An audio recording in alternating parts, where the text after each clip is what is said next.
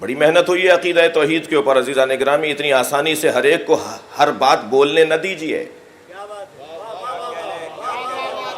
اور شدت پسندی کی دعوت بھی نہیں دے رہا۔ شدت پسند وہ ہوتا ہے جس کے پاس دلیل نہ ہو، بات نہ ہو، کہنے کو کچھ نہ ہو۔ سمجھائیے پیار سے، محبت سے، دلیلوں سے کہ بھائی یہ تم کیا کر رہے ہو، کس کے کہنے میں ہو۔ اور ہمیشہ یہ بھی ضروری نہیں ہے کہ کوئی کسی سے کوئی پیسہ لیتا ہو تو الٹی سیدھی بات کرتا ہو، یہ فلاں لوگوں کے پیرول پر ہیں، یہ فلاں لوگوں کے ایجنٹ ہیں۔ نہیں، میں تو بہت جلدی نہیں مانتا اس بات کو، یہ نفس کے ایجنٹ ہیں۔ صلوات پڑھیں ذرا محمد و آل محمد۔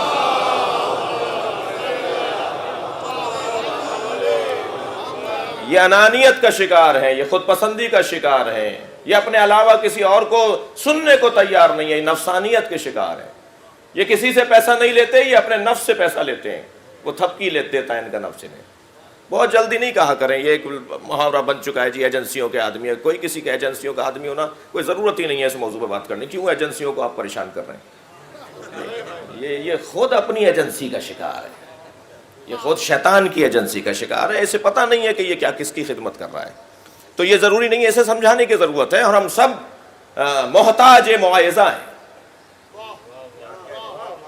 ہمارا بڑے سے بڑا افسر اور ہماری قوم کا چھوٹے سے چھوٹا بچہ، ہمارا بڑے سے بڑا عالم مجتہد مرجع، اور ہمارا کوئی کم پڑھا لکھا فرد، ہر شخص محتاج موعظہ ہے۔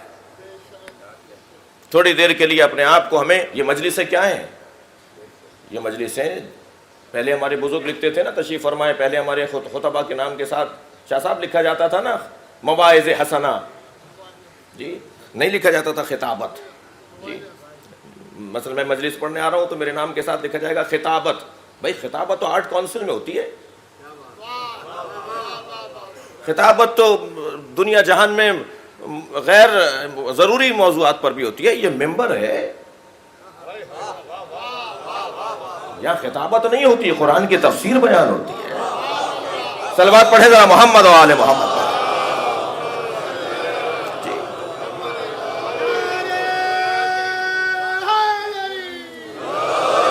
یہاں موعظہ ہوتا ہے، یا وعظ ہوتا ہے، یا نصیحت ہونی چاہیے۔ اور آپ نے دیکھا کہ ہمارے عالم دین جب جمعے کا خطبہ دے رہے ہوتے ہیں تو کیا جملہ کہتے ہیں؟ اوصیکما ونفسی، میں آپ سب کو نصیحت کرتا ہوں اور اپنے آپ کو نصیحت کرتا ہوں۔ یہ ہر امام جمعہ خطبے میں بولتا ہے یہ جملہ کہ میں اپنے آپ کو نصیحت کرتا ہوں، اور ہم سب کو نصیحت کی ضرورت ہے۔ معاف کیجیے گا، میں ذرا سادہ سا سیدھا سا لفظ بول رہا ہوں، کوئی ہم میں سے پورا نہیں ہے، معاف کیجیے گا، ہم سب کو ضرورت ہے، ہم سب محتاج نصیحت ہیں، ہم سب محتاج موعظہ ہیں۔ البتہ ادب، احترام، تہذیب کا خیال رہے۔ مجھے اگر کسی بزرگ کو کوئی بات کہنی ہے تو اس کا طریقہ میرا کچھ اور ہونا چاہیے، مجھے کسی بچے کو کچھ کہنا ہے تو اس کا طریقہ کچھ اور ہونا چاہیے۔ جی ہر ایک کے مزاج کا خیال رکھتے ہوئے بات کرنی چاہیے۔ کلم الناس علی قدر عقولہم کے قاعدے پہ عمل ہونا چاہیے۔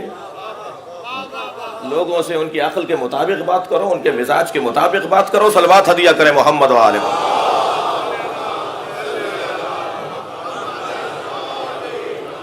اور یہ حکمت اور دانائی کہلاتی ہے، یہ سمجھداری اور معاملہ فہمی کہلاتی ہے کہ کون کس سے کیا بات کرے، کیسے کرے۔ تمہارا منہ نہیں تھا، تم یہ کہتے، تمہارے لیے اچھا نہیں لگا، یہ بات تم ان سے کہلواتے۔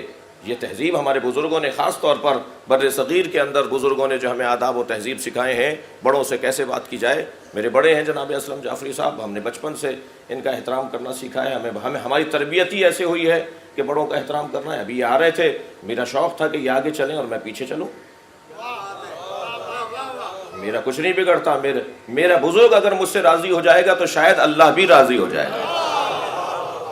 ہمیں اپنے بڑوں کا احترام کرنا چاہیے۔ صلوات پڑھیں ذرا محمد و آل محمد۔